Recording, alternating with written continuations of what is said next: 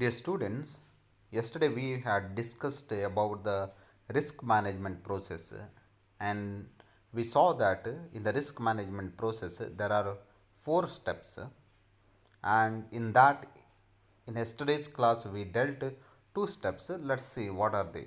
So identify loss exposures. What are all the loss exposures we have seen? Then measures and analyze the loss exposures. How to be measured. So we saw that loss severity and all those measures we have seen, and today we'll be dealing with the third step, that is select the appropriate combination of techniques for treating the loss exposures.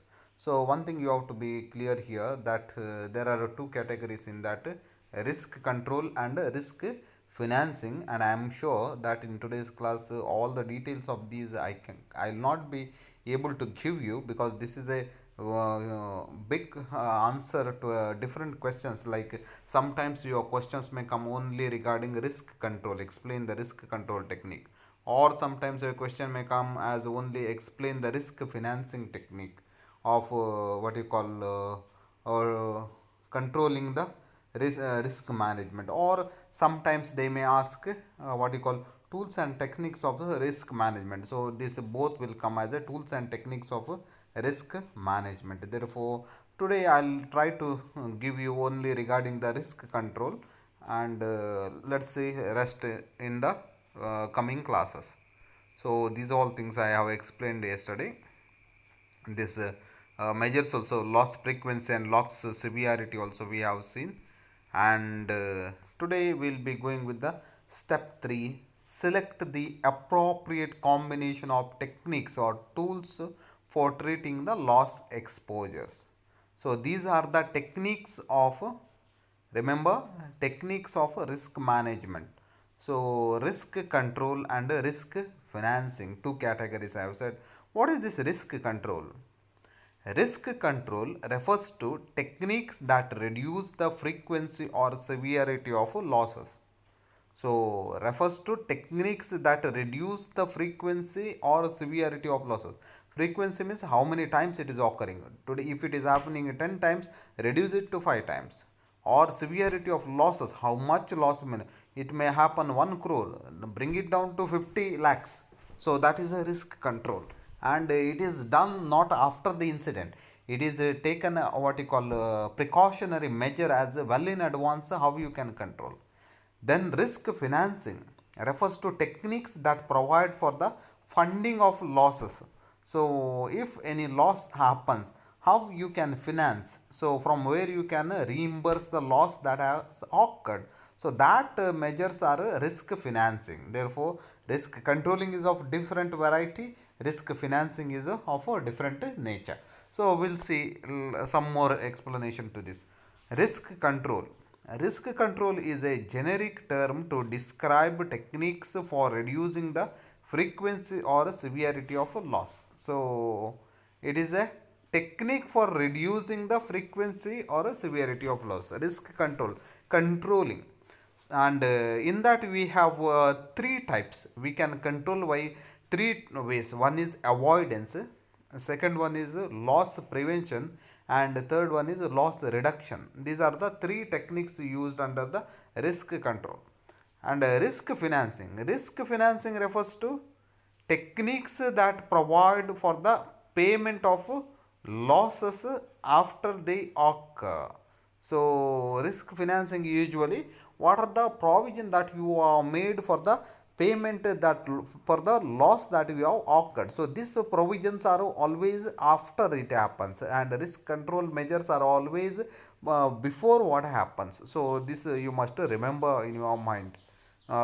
Then in risk financing you have three techniques. So they are retention, non-insurance transfers, and commercial insurance. See, now what we are going to study insurance comes is one of the techniques of risk controlling. Sorry, risk managing. So that is a financing. That is risk financing technique. This we will be studying in detail in the coming classes. So here we have risk controlled three ways, risk financing three ways. Let's move with the risk control. So in the risk control, as I have said, we have three: avoidance, loss prevention, loss reduction. First, we will see now avoidance. Avoidance means a certain loss exposure is never acquired or undertaken, or an existing loss exposure is abandoned. This means you are just trying to avoid the loss that may happen. So, certain loss exposure is never acquired or undertaken. Means there is a exposure to the loss, then that is not taken at all, or an existing loss exposure is abandoned, so left out. So, for example, flood losses can be avoided by building a new plant on high ground well above a flood plain. See, now we are what you call building, thinking of constructing a building. So near the seashore of sorry, floods may come, then you put up at a different place itself, avoid it, or with the proper methodology you construct it. So that is what you call avoid the risk itself. So you are aware that there is a possibility of a risk, then avoid such this. The major advantage of avoidance is that the chance of loss is reduced to zero if the loss exposure is never acquired. So, the good thing about avoiding is the loss exposure is zero. If you are taking a risk in certain cases, putting up a building or any other methods, what happens is there is a possibility of risk, there is a possibility of damage, there is a possibility of undergoing a loss. But if you have avoided at the initial stages itself, then there is a 100% guarantee, no damage, no loss, zero loss. So, in addition, if an existing loss exposure is abandoned, the chance of loss is reduced or eliminated because the activity or product that could produce a loss has been abandoned. Abandonment, however, may leave the firm with a residual liability exposure from the sale of previous products. Now, there are some chemical production in your organization which may cause you danger. So, you may not take up such production items at all, which has no dangers. Such items only you are producing in your organization. Then you don't have that. Just you have avoided some things, you have abandoned which are safe, that only you have taken up. Avoidance has two major disadvantages. Let's see what are the disadvantages of avoidance. First, the firm may not be able to avoid all losses. So that this you must remember that one or the another way, whatever you avoid, so one or the another way losses may occur, and there is a possibility. So everything you cannot avoid. If you can avoid everything, so you should not start any kind of business. For example, a company may not be able to avoid the premature death of a key executive. So now you have started a hotel business, and you have kept a what you call a very good cook who is experienced for 20 years. So 20 years experience means another 10 years he can serve. After that his age is over, so he may retire or he may feel sick. So you can't avoid at all such things. Then, second, it may not be feasible or practical to avoid the exposure. For example, a paint factory can avoid losses arising from the production of paint. Without paint production, however, the firm will not be in business. This is a fact. So, if you are going to avoid, then avoid full business itself. Yeah. Otherwise, you can't. So, if you want to start a business, then there are risks you have to face it. So, loss exposures are there.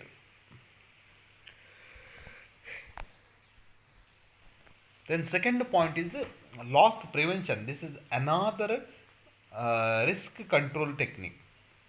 So loss prevention refers to measures that reduce the frequency of a particular loss. So reduces the frequency. So many times it was supposed to happen. Now you have reduced it, brought down. So, for example, measures that reduce truck accidents include driver training, zero tolerance for alcohol or drug abuse, and strict enforcement of safety rules. Now, your truck was getting accident every almost once in a week because you are take example, your driver was drunkard. Now you either you change the driver or train the driver so that not to drink, then you are avoid this one what you call vehicle damaging severity you have reduced. Measures that reduce lawsuits from defective products include installation of safety features on hazardous products, placement of warning labels or dangerous products, and use of quality control checks. See, sometimes what happens is defective products are coming out, so you are taking a what you call a strict measures of controlling them. So those are a loss prevention. Any measures you may be adopting there. Then third one is loss prevention, avoidance over, loss prevention over, and loss reduction. Here you have to change it. This is not a loss redemption. A lot loss prevention, rather loss reduction. So loss reduction refers to measures that reduce the severity of loss after it occurs. So, loss reduction refers to measures that reduce the severity of loss after it occurs.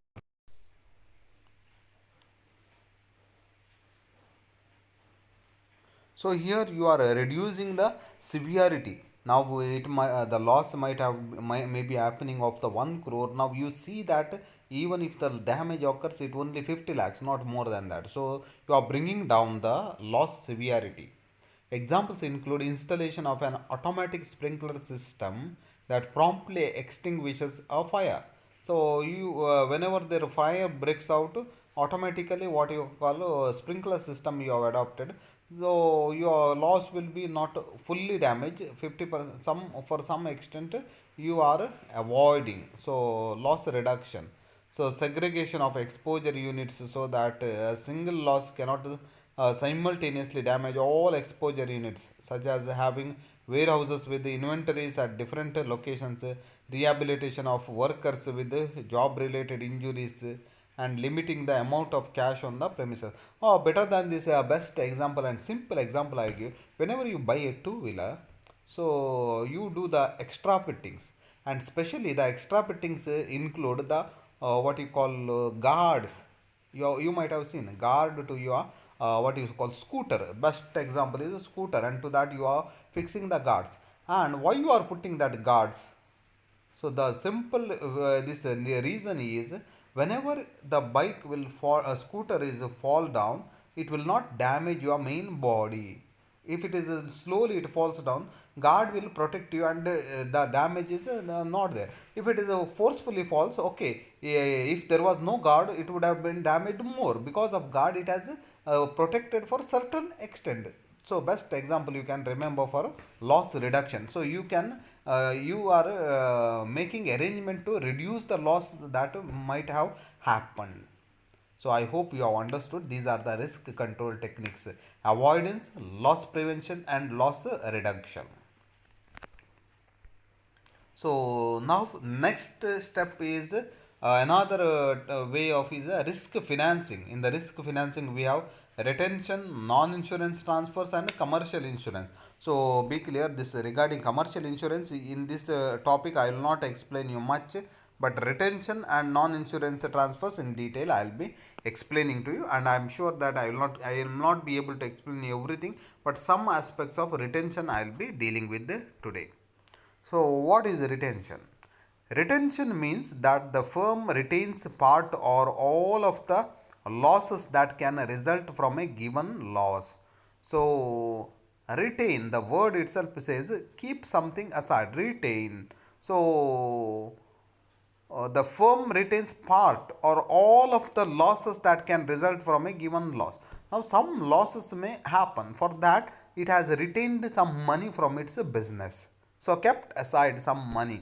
So, just beautiful examples I will give you of the normal families. In the family itself, some people always keep a separate account where they store some money every year. That is, they are retaining for the what you call health reasons. If anybody becomes sick in their family, that money should be used. So this year this much this percent of my income is kept aside for the sake of health needs. So you see, this is a what a retention is, retaining some portion of your income. Retention can be either active or passive.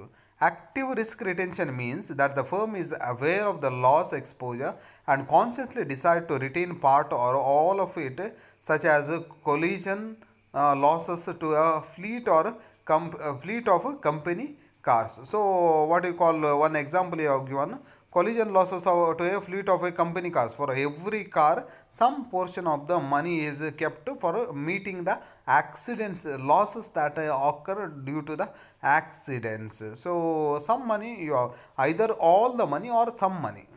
So passive retention, however, is the failure to identify a loss exposure, failure to act, or forgetting to act. You don't know exactly how much money and all what you require. So simply you keep some money. So a risk manager may fail to identify all company assets that could be damaged in an earthquake. So how much damage it may happen, you are not aware, but certain portion you have kept it. So you are not able to calculate exactly how much losses may happen. Now, retention. Retention can be effectively used in a risk management program under the following three conditions. So, retention is possibly under these three conditions. Okay. So, let's see what are they. No other method of treatment is available. When you are keeping money aside, usually is no other method of treatment. Now, see, okay, you have already done insurance and all. Then also you want some money for the loss to bear. Then this method. So insurers may be unwilling to write a certain type of coverage, or the coverage may be too expensive. For example, now see, for that insurance is not available for a particular this one what you call a business. So what happens is, or insurance is not able to get. So such cases, what are you going to do? Insurance is not protecting you. Then you yourself retain such money. Or sometimes insurance is ready, but insurance is too expensive for you. Then you yourself keep some money. So when no other method of treatment is available. Also, non-insurance transfers may not be available. In addition, although loss prevention can be reduce the frequency of loss, all losses cannot be eliminated. In these cases, retention is a residual method, a helpful method. If the exposure cannot be insured or transferred, then it must be retained.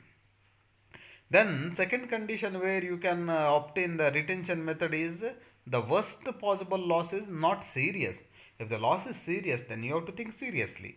Retention method is some portion you are keeping aside. Therefore, what you call you can you this if it is serious, then you should not use this method. Rather, you have to go for other methods. For example, physical damage losses to vehicles in a large firm's fleet will not bankrupt the firm if the vehicles are separated by wide distance and are not likely to be simultaneously damaged. What happens is, now in a big company you have so many vehicles and you are getting so much of money. Therefore, you keep a little money aside for the retention, and just whenever it what the vehicle damages, from that money you are repairing.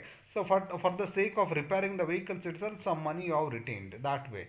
So, or there are companies usually keep some money for repairing the CC cameras itself, for the CC camera, this much money. So that way you can, if it is not serious, then losses are fairly predictable. Retention can be effectively used for workers' compensation claims, physical damage losses to cars, and shoplifting losses. Based on past experience, the risk manager can estimate the probable range of frequency and severity of actual losses. If most losses fall within that range, they can be paid out of the firm's income. What it says is, you are able to predict, okay, by experience. Usually last year this much happened, okay, you are aware, and because of that this much may happen this year also loss. Therefore, this much amount I will keep aside for this purpose. So that is what with the prediction possible. Next is how to determine the retention levels.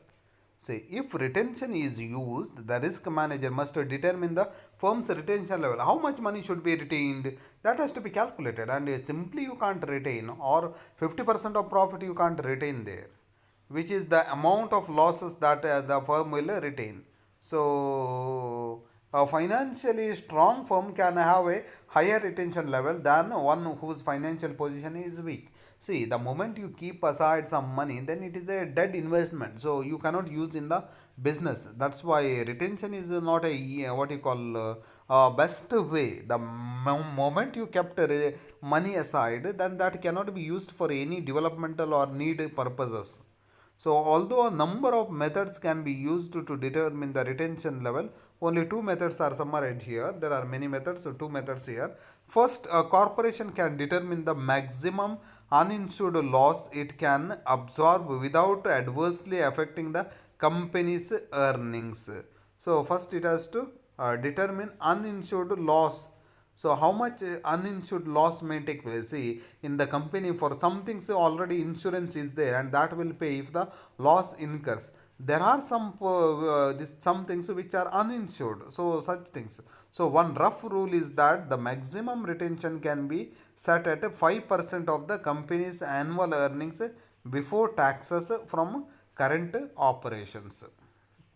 So why it is what you call you can keep only the sorry one usual tendency is keeping a 5% aside for the other what you call damages that takes place. That is one method.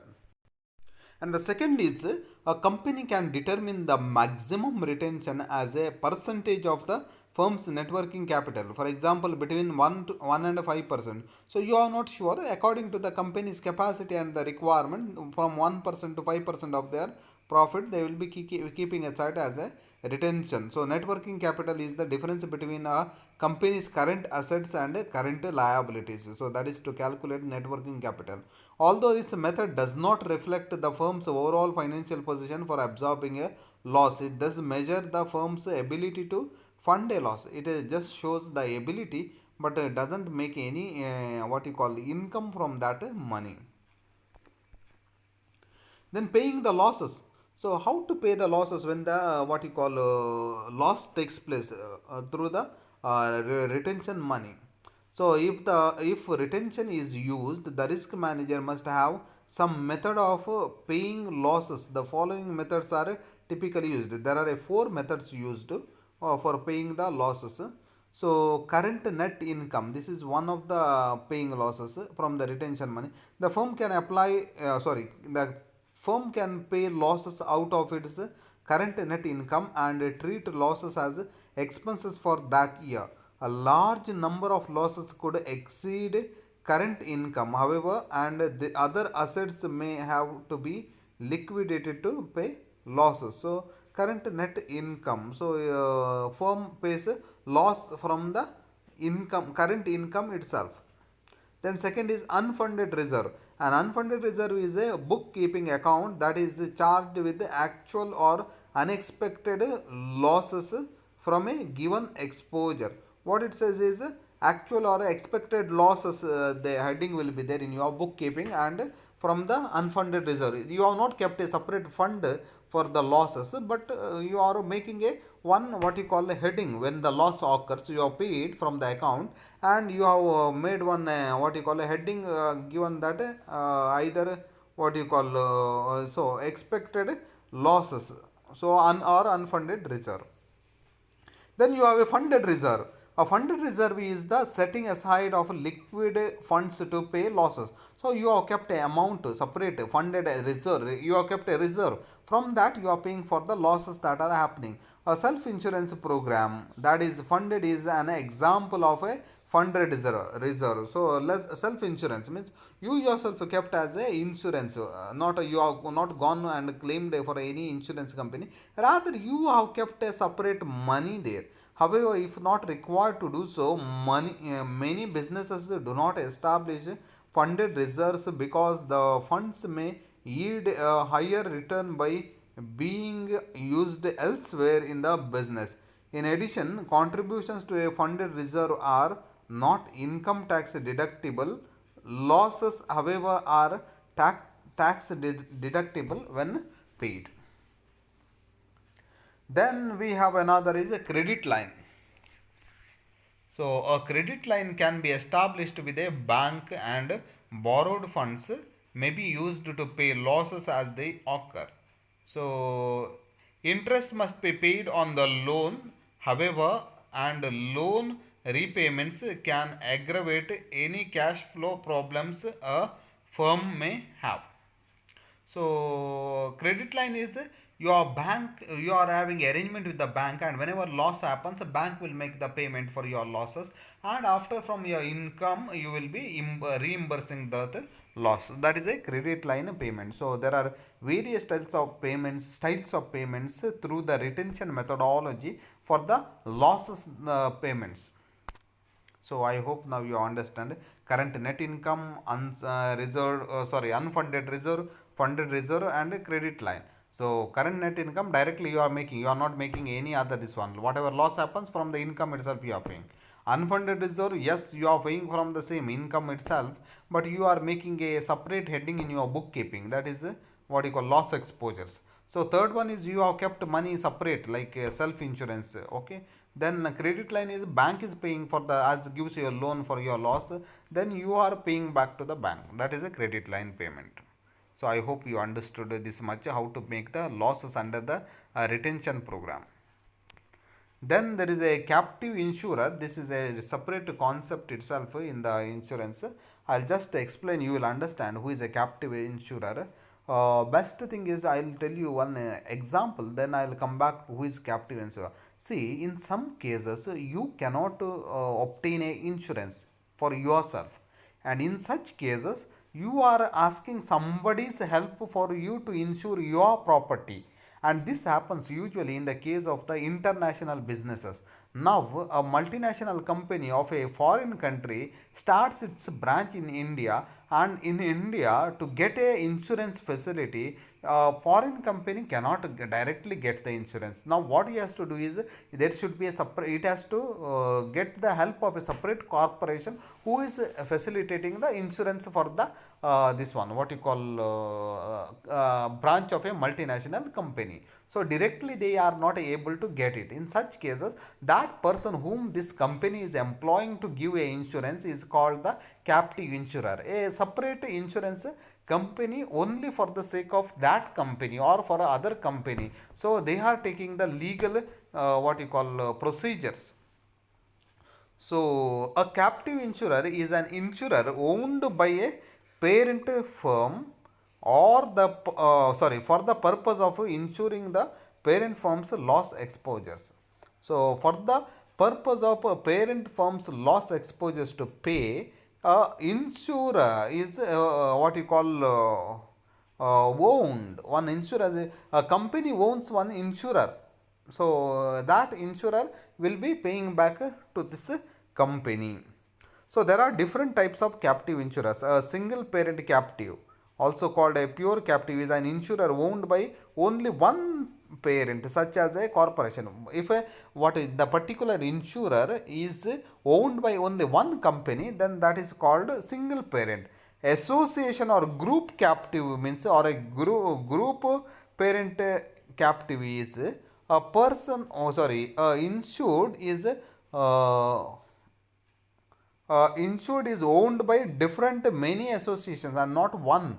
So if it is only by one his insured is person is owned, then he becomes a single parent captive. Or if it is owned by many, then he becomes a association or group captive. So captive insurers are formed for several reasons, including the following. Why the captive insurer is formed? So various reasons are there. We'll see one after the another. So difficulty in obtaining insurance.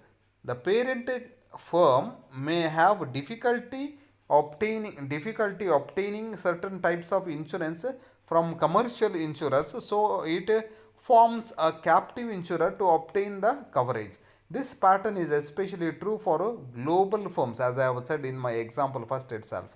that often cannot purchase certain coverages at reasonable rates from commercial insurers.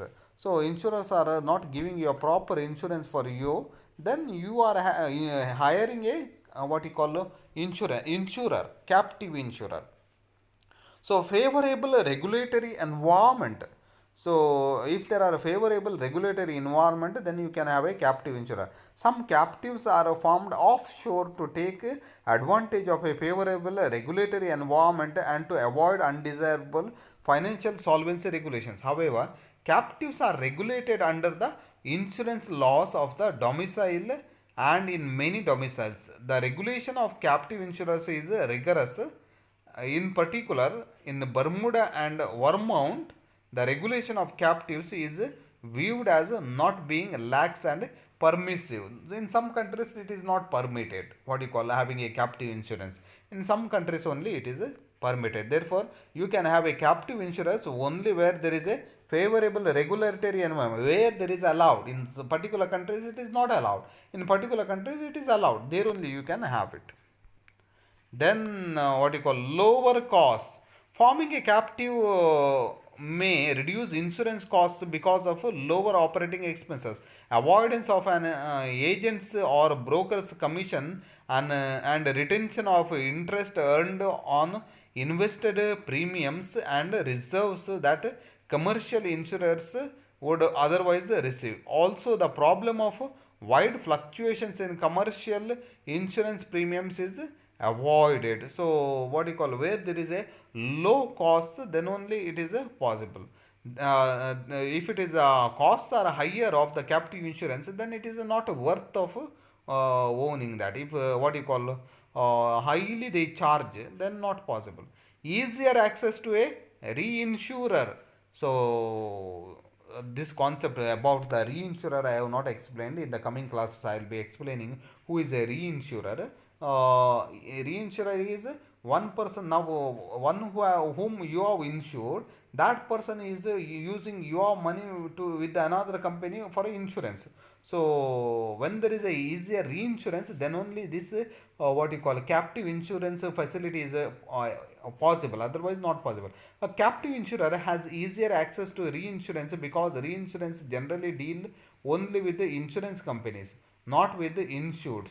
So a parent company can place its coverage with the captive, and the captive can pass the risk to a reinsurer. Now what happens is the captive is just a middleman. So he has taken your risk, but your risk is what you call paid by the another insurance company, that is a reinsurer. So formation of a profit center. A captive insurer can become a source of profit if it is insures other parties as well as the parent firm and its subsidiaries. It should be noted that there are costs involved in forming a captive insurance company, and that this option is not feasible for many organizations. A firm is putting its capital at risk when it insures through its captive. So firm is actually putting its risk when it is what you call insures through what you call captive insurer. But what you call there is a kind of profit hope. So I hope what you call there is another concept self insurance that I will be taking in the next class. So today I will be closing it. I hope now you have understood. We have seen the techniques of what you call techniques of risk management, and in that we saw mainly two techniques, that is risk control and risk financing. And in the risk control we saw three categories. They are avoidance, then loss reduction, and loss what you call one is loss reduction we saw, then another we saw is loss prevention. So loss prevention, loss reduction we saw. Then in the risk financing we saw only one category, that is retention. And retention we have not concluded. Some more aspects we are going to deal with the retention. Then after that we will be going with the non-insurance transfers and commercial insurance. So thank you.